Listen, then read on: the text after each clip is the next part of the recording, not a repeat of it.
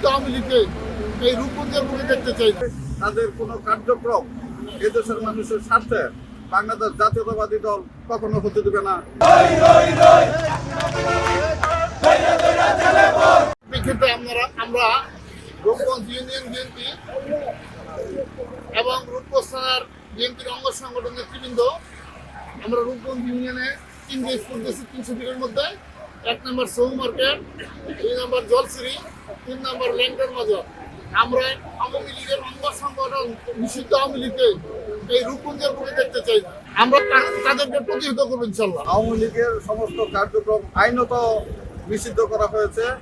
তাদের অতীত কার্যকলাপের কারণে খুন খারাপি, সন্ত্রাস, রাজধানী, লুটতরাজ এই সমস্ত দেশকে একটা অস্থিতিশীল রাষ্ট্র গঠন করার কারণে সরকার আইনের মাধ্যমে তাদের সমস্ত কার্যক্রম নিষিদ্ধ ঘোষণা করেছে।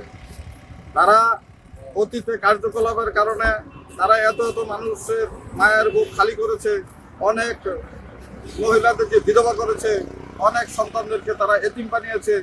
এই যে তারা এই দেশের উপরে বর্বরতা চালিয়েছে, এদের সাধারণ একটা মানুষ হিসাবে তাদের কোনো অনুশোচনা তো নাই, বরঞ্চ তারা এই বিগত সময়ে সাধারণ মানুষের আন্দোলনের মুখে তারা যখন পরাজিত এই দেশ থেকে পালিয়ে গিয়েছে, তারপরও তাদের কার্যক্রম তারা চালিয়ে যাওয়ার জন্য গুপ্ত মিটিং, নাশকতামূলক কার্যক্রম এদেশের সাধারণ মানুষের সুখ কেড়ে নেওয়ার জন্য তারা আবারও তৎপর হচ্ছে।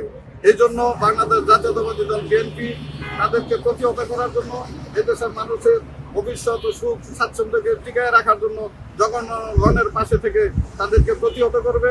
তাদের কোনো কার্যক্রম এদেশের মানুষের স্বার্থে বাংলাদেশ জাতীয়তাবাদী দল কখনো হতে দেবে না, দিবে না। ইতিমধ্যে শুনেছি যে আমাদের রূপগঞ্জের পার্শ্ববর্তী একটা জায়গায় আওয়ামী লীগের নেতাকর্মীরা দীর্ঘদিন ধরে বসবাস করতেছেন, সেটা আমাদের নজরে আসছে। আমরা অচিরেই যেখানে তারা বসবাস আমরা সেটা চিহ্নিত করতে পেরেছি। আমরা অচিরেই সেই ব্যাপারে আমরা একটা পদক্ষেপ দেখবো, যারা ওইখানে থেকে কোনো রকম ষড়যন্ত্র করতে না পারে আমরা সেই ব্যাপারে অচিরেই পদক্ষেপ।